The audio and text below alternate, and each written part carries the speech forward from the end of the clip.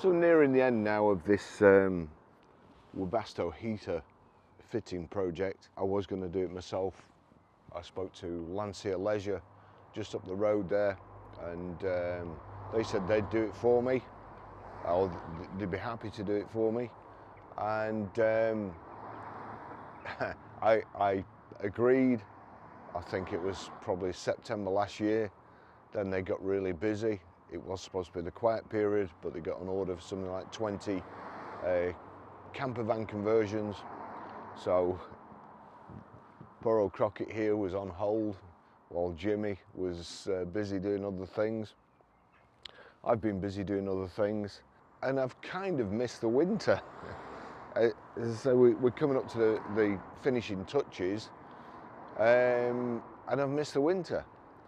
But I will go through it. I will show you what it does. I'm very, very pleased with it. I think it will now make the Ami a year-round user, whereas before it was virtually impossible to drive in the winter when it's raining.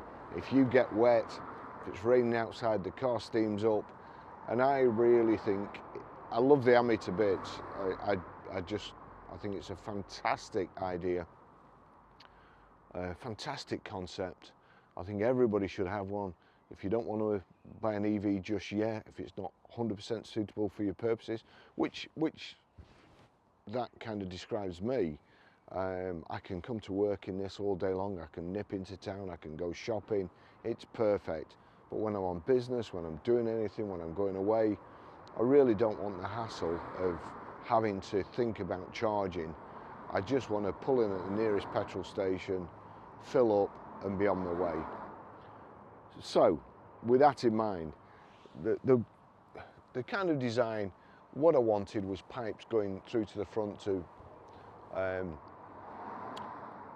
direct air flow onto the windscreen to keep the windscreen clear.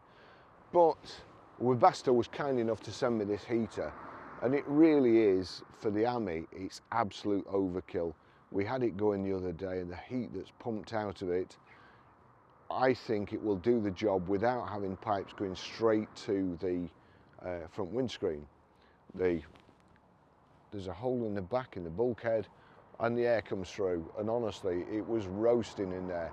I can control it from my phone, I can switch it on from my phone, I can switch it off. You've also got ventilation, so it doesn't have to be a heater. It will just move air around inside. One of the difficulties we faced was sighting the tank, because I didn't want, you know, on old cars, the filler neck used to stick out, and there used to be a cap that you put on. I didn't want that, because I could also see myself ending up with diesel all over the bodywork. So the idea was that the tank would go behind the number plate, which is there. Then we had a whole load of other issues, putting a hinge on it so the number plate, you can pull the number plate across. That's not ideal, because then you've got to screw bolts through the number plate, and will probably look hideous. Anyway, I saw these on the internet for number plates. Here they are, and pull them. You can see how tough they are to pull apart. So those go on the, actually those go on the car, those go on the plate, and it should, in theory, hold on, stick on, and I'll just be able to pull the plate off and fill the tank there. We'll see how we get on with this, because these have only just come, so I'm going to put them on now, or try and put them on now, and then edit the video and start using Crockett again. See, I'm trying to pull these apart. They're really tough. So we'll get those there. Clean it up first of all. Just make sure. I'm going to use the existing screw holes for the number plate. Going to end up with a couple of holes in here, but with a bit of luck,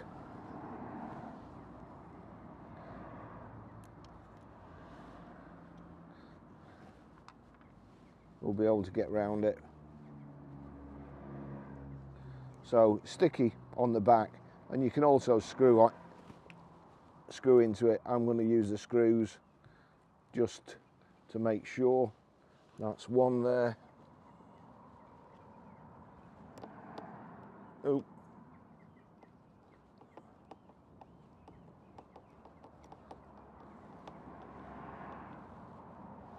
Just line it up straight.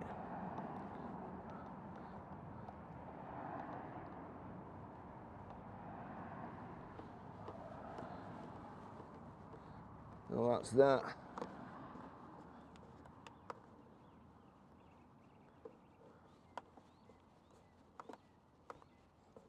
It's a bit flimsy on the back there, but hopefully the screw will keep it in place anyway.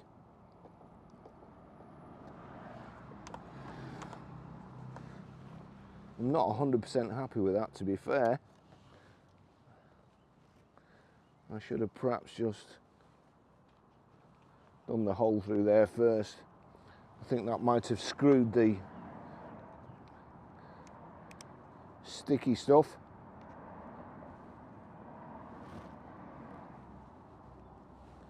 And that's that one, I'm pretty sure it's that one.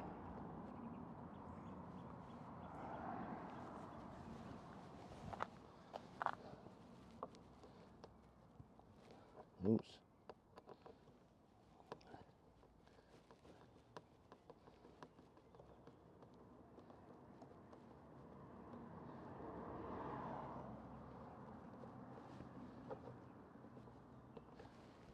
Yeah, that's gone on flatter. I'm gonna just...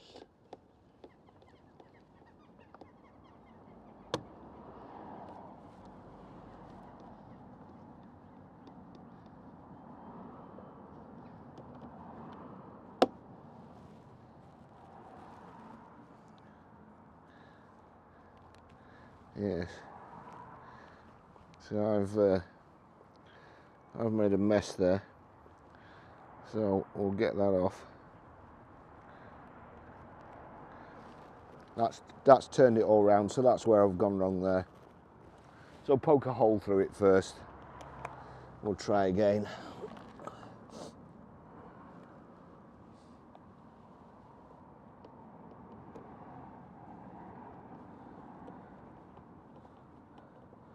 Should go flat this time.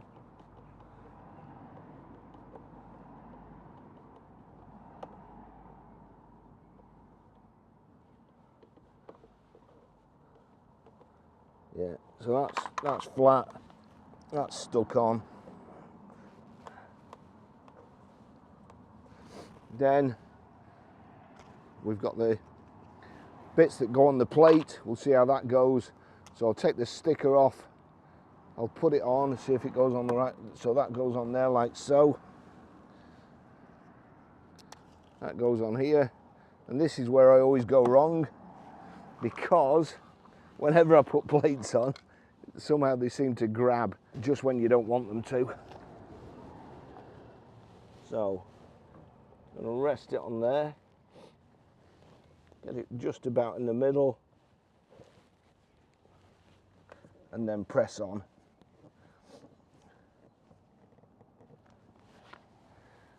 That's it. Whether it comes off now is another thing, and it does. So that's stuck on properly. I'm gonna put them on like so, get it the right way up. Will it just, there you go, and it clips straight on. So that's it, that's the finishing touches. I'm going to show you inside, I'm going to show you how to work it. I am really pleased with it. Sterling batteries. I got a leisure battery from them. They have a department to help. If you've got any queries, they have a guy there, and he's been absolutely brilliant. The problem I had is the heaters. The heater takes quite a lot of current when it first starts up. It has a catalyst which warms up, heats it up inside, then it starts burning the diesel. Once it starts burning the diesel, then it doesn't take as much current. But what I didn't want it to do, because once the little 12 volt battery on the Ami is flat, the car won't start. Well, it won't do anything, it won't switch on. So that has to be protected. And plus I want to do some other things probably eventually. I don't know, things like heated seats. You know, I even wanted a heated windscreen in it, heated front windscreen. So, and a couple of Citroen Super Oscars on the front, because the lights aren't much cop either. You know, there's no heater, the lights aren't fantastic. So I fancied a couple of Citroen Super Oscars on, like I used to have in my younger days, which light the world up. But it's not going to work off the 12-volt battery. So we've put a 100 amp leisure battery in, and Stirling batteries, I told them that the dilemma I was in. I wanted it to charge, I wanted it to recharge, but I didn't want to have to keep plugging it in. I wanted it to keep charging. So they suggested a DC to DC charger. We didn't know whether it would work. Steve at Bamber Bridge Auto Electrics wired it up for me. There's what they call a shunt, which then gives me a reading on a battery monitor inside, so I can tell when it's discharging, I can tell how many amps are in it, I can tell what percentage the battery is, I can look at it on my phone even. And once it's discharged, I want to see it charging again, which I can do. So that's working. If the battery goes flat while the heater is on, it has a cooling down process. If the battery goes flat, the cooling down process won't work, and then the catalyst will burn out. It'll be too hot. So, you know, didn't want to do that. So, as I say, it's got the 100 amp hour leisure battery in, the DC to DC charger, a battery monitor, everything should be fine. So I'm hoping it's fine. That's it done. A couple of things we came across, because the car had been on the road for about 6 months before I took it in. Now here, the back's easy enough to get off. However, the Ami Vibe with these trims on, the trims, there's some kind of clips along here, and then there's a screw holding it on at the bottom. The screw holding it on at the bottom goes into kind of a rubber insert that's then got a brass nut encapsulated in it. The screws were stuck. I've tried to order some from Citroen since, and they couldn't find the parts. They sent me some others which aren't the ones. So as you can see, at the moment, I've just got this taped on. So that's the next thing to do. We're going to sort that out. The trims on the front, there was some sticky plastic on the back. So once you've taken them off, the plastic's destroyed. I don't know whether I'm going to have to get another couple of trims on the front. I can't stand looking at plastic flapping about. So if I can't engineer them to go back on and look properly, then I'm going to have to get another couple of trims, which they won't be cheap, but you know, that's life. A couple of trims, or pull out in front of something that you can't see. The thing with the Ami is, once you're wet, the condensation inside, you can't get rid of it. The fan, it clears a little space in the middle of the screen, and of course you're at the left of it, so you can't see. The next thing is, because it's left-hand drive, when you're pulling out at a junction or on a roundabout, you've got the windows flip up. Now, in order to get ventilation in there, you've got to have the windows up, but when you put the windows up, depending on how tall you are, this window, there we go, just open that up. This window comes up like so. I'm going to have to put some WD on there. So it comes up like so. So if it's raining as well, you get rain on this side, rain on this side, and rain on this. So you're looking through 3 lots of glass that have got rain on. You can't see, and you're trying, and this car's coming on roundabouts. It really is dangerous. So all I'm trying to justify is, on this, on your ordinary Amis without these black trims on, it's no problem. 6 bolts, back comes off, undo the light, just unplug it, the light on that side and your number plate light on the back, and it comes off. It's no problem, easy enough to do. Anyway, so that's it. I hope you've kind of enjoyed doing it. As I say, me and Jimmy, I had intended to video each step as he cut and did the jobs, but Lancia Les were a few miles away, I'm here, and every time Jimmy was doing something, I seemed to be busy here, I couldn't get out, and Jimmy even stopped back a couple of nights and did some work on it. So I'm sorry it's not quite as detailed as I wanted, but I do hope you get the gist, and it does turn the Ami into a daily user, which it's not really before. This is ideal for me now, it really is, just pottering backwards and forwards. I've got a charging point here. I'm doing a collaboration with a battery pack firm in a couple of weeks, so hopefully I'll have an extended range there where I can just plug it in. But I also want to get on the roof a solar panel so that I can just come in, plug the Ami in, it charges from solar, doesn't cost anything else. Then it will be an absolutely perfect car. Well, quadricycle. Thanks for watching. I'll see you in the next video. Bye bye.